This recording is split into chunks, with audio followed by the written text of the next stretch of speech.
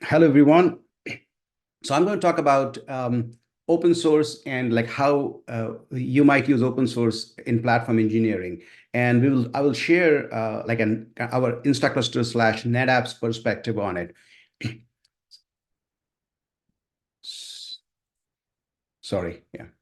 All right, so this is kind of a quick agenda. I'm going to start with a quiz. I know that this is an non-interactive session, but still a short quiz kind of creates an excitement and curiosity. So I'd like to do that. We'll talk briefly about what is platform engineering, and then we'll talk about what is open source, and then we'll bring those two together, okay, with like being NetApp approach.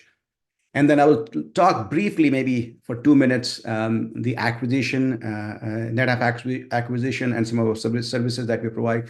And then we'll have a short Q&A if time permits. So, short quiz on platform engineering and open source. All right. So, software developed by community with no licensing cost. I think this should be given. This is open source. I'm looking for a term when forced to continue using a product or service regardless of quality. If you are forced to continue using, you might have heard this term vendor lock or sometimes technology lock. Methodology that combines development and operations. DevOps. What popular open source messaging software was originally developed at LinkedIn? Many of you might know that that was Kafka. And the process that eliminates need for developers to learn and operate infrastructure tools and processes. Well, that is platform engineering. All right. So what is platform engineering? So before jumping into what is platform engineering, let's kind of see what is DevOps, because DevOps will lead you to platform engineering. So DevOps has been the de facto methodology for software development for the past, I would say, 15 years. And DevOps combines development and operations, and they unite people, process, and technology around development operations. So you remember a time when development and operations were kind of two separate entities, and there were always conflicts between them. Development has different goals like agility and speed. Operations had different goals like stability and security, and there was always conflict. And to resolve that conflict, this DevOps concept or methodology that propagated collaboration was developed, and it's been a very popular methodology so far. And so DevOps enables coordination and collaboration between formerly siloed departments. So they're like development, IT operations, quality engineering, security, cloud. Okay, there are many different divisions, and there was always and DevOps kind of enabled coordination between all these different departments. It has been a highly successful methodology for last, I would say, 15 years. But we have seen some recent challenges. So what are some of the challenges? Well, the emergence of cloud starting with the launch of AWS in 2006. Now, many of you might said, hey, cloud, everything is great about cloud. And that's true. Cloud has improved stability, scalability, availability, operations. Everything is great about cloud, but also cloud has created the setup has become more complex for several tools like Kubernetes and Terraform and Helm charts and deployment options and deployment options for different clouds like AWS and Azure and GCP. They're different. And again, if you're using on-prem, that adds a fourth complexity. So developers in DevOps are expected to develop and deploy end to end. Like I start with deploying infrastructure, developing my code, pushing that code all the way to production. And within that journey, I might be using multiple tools where I may not be expert in every tool. So what happened? Senior developers started managing these shadow operations. Okay, hey, somebody is expert in Terraform, somebody is expert in Helm chart, somebody expert in Azure, somebody expert in AWS. So the shadow operation started. So there was a need for an internal development platform and a team. Okay, so I think a team is important because we needed SMEs, we needed some experts who can help you with particular configurations or deployment options for a particular tool, because not one person cannot know each and every aspect of hundreds of tools that we are using now. So that was the kind of the genesis of platform engineering. So there was a need for internal developer platform and team. So with that background, what is platform engineering? So platform engineering is a logical extension of DevOps. So we are not replacing DevOps. We're just saying we are logically extending the DevOps. Um, it eliminates the need for developers to learn and operate infrastructure tools and processes. It provides self-service capabilities for DevOps, and it abstracts complexities into an internal developer platform, IDP. It improves developer experience and productivity. It provides standard set of tools and services. And most importantly, it provides thought leadership and expertise, SMEs. I mean, there is somebody who can help you with Helm charts, somebody who can help you with Kubernetes and things like that. So there are 4 key areas for this developer platform. One, assist with infrastructure automation. Second, integration of deployment using CI/CD. Third, configuration and operation of tools. Fourth, central user access and control. Now, there are many diagrams available on the web. The one particular one I like is from Gartner. It's a fairly straightforward.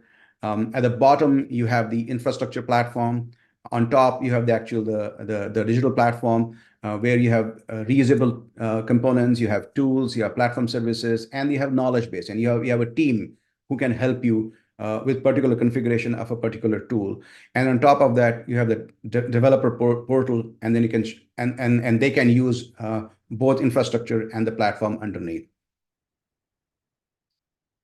So now we know something about platform engineering. Now, so what is open source? Because we're going to bring those two things together.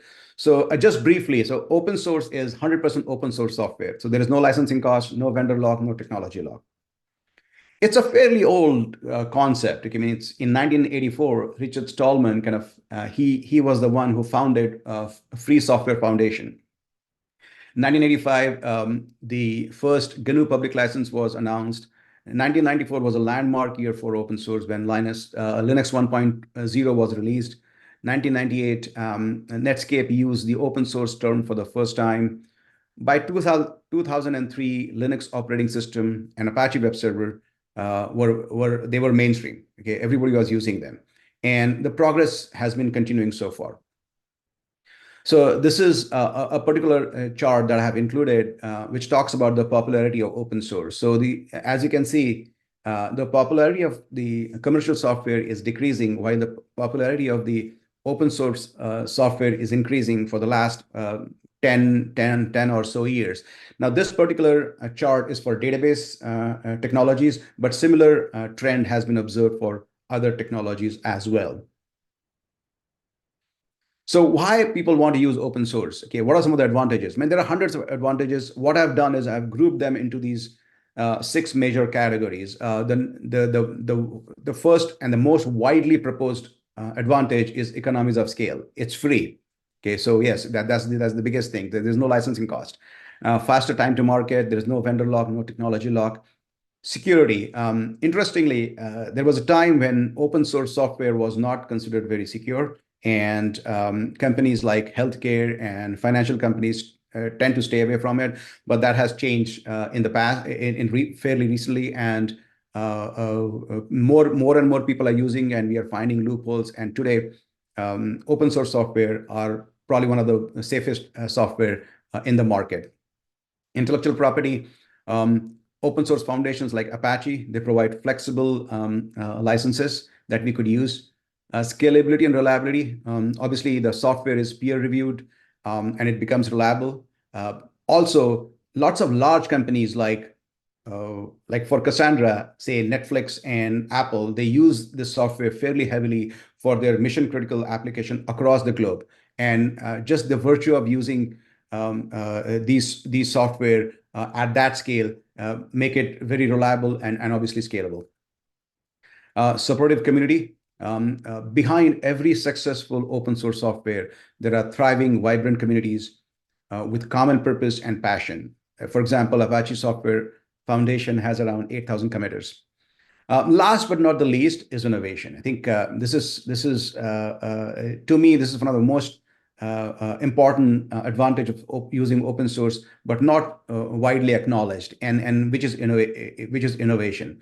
I'll give an example. Say you're using a proprietary software, and if you want to add a feature because your use case or your application requires that feature, and if you talk to the vendor and say, hey, can you add this feature? They will say yes, but it may take 6 months, it may take a year, it may take 2 years, it may never happen.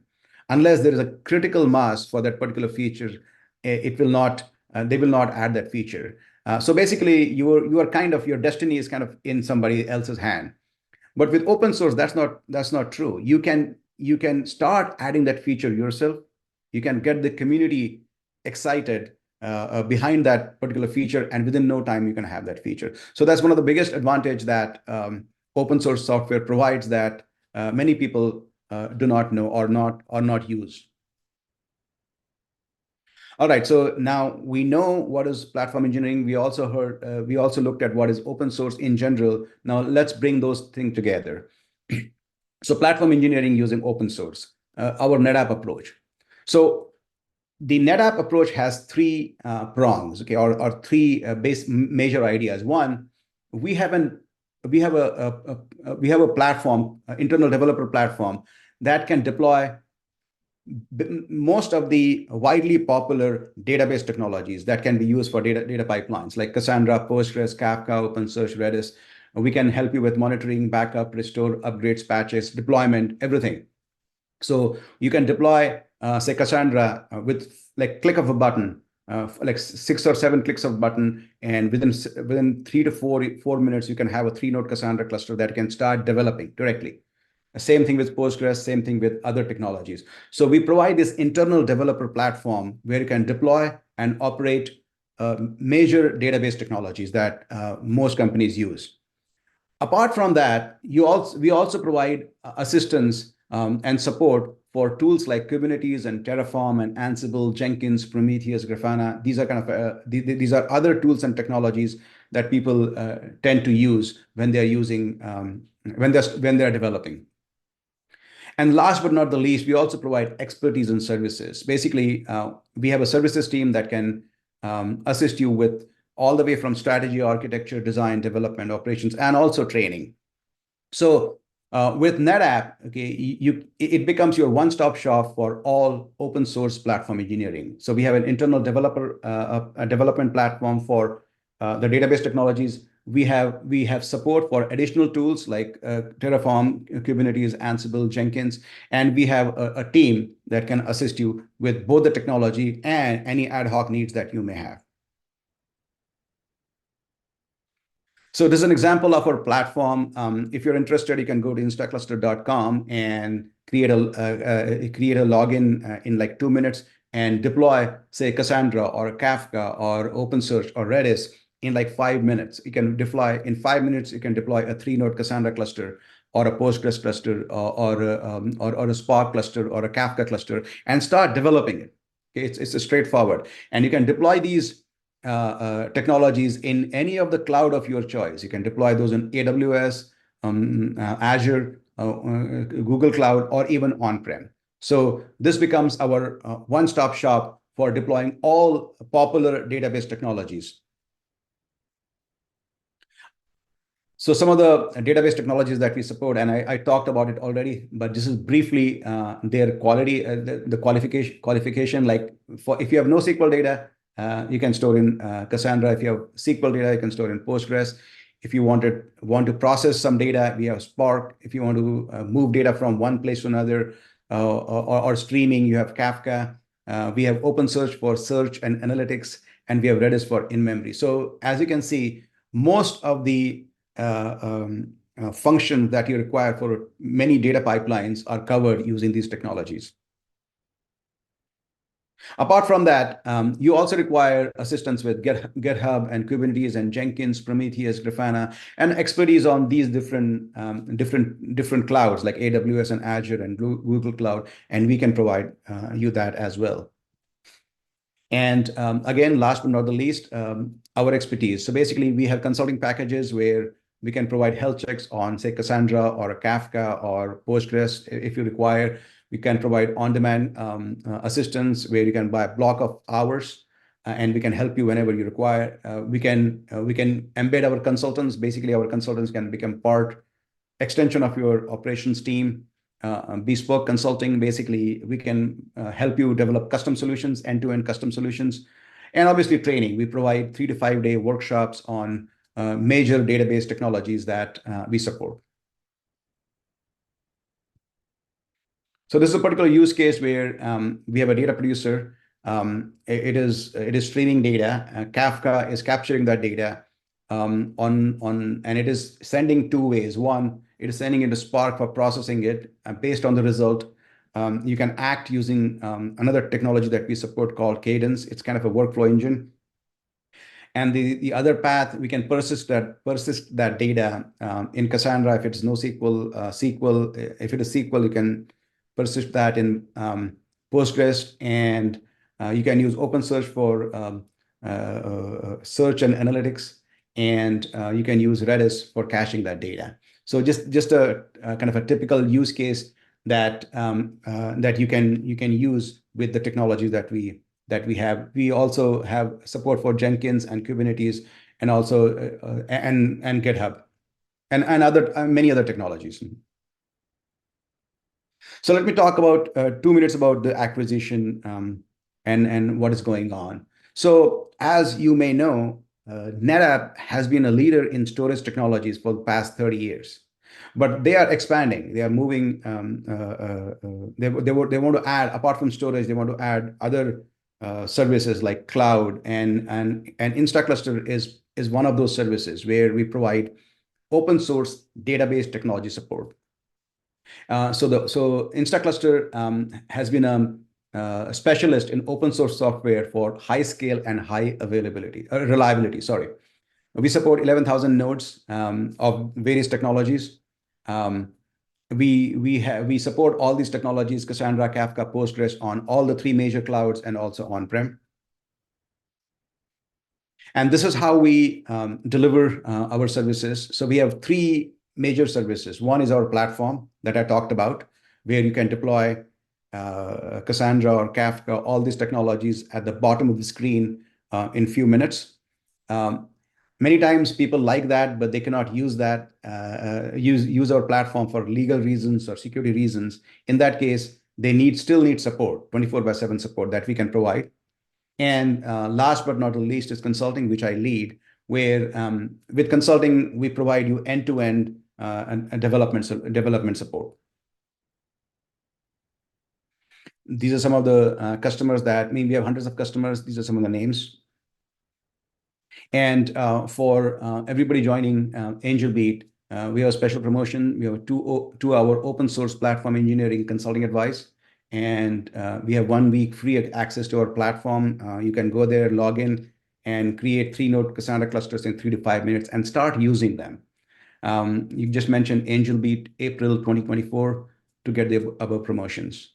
I think that was my last slide.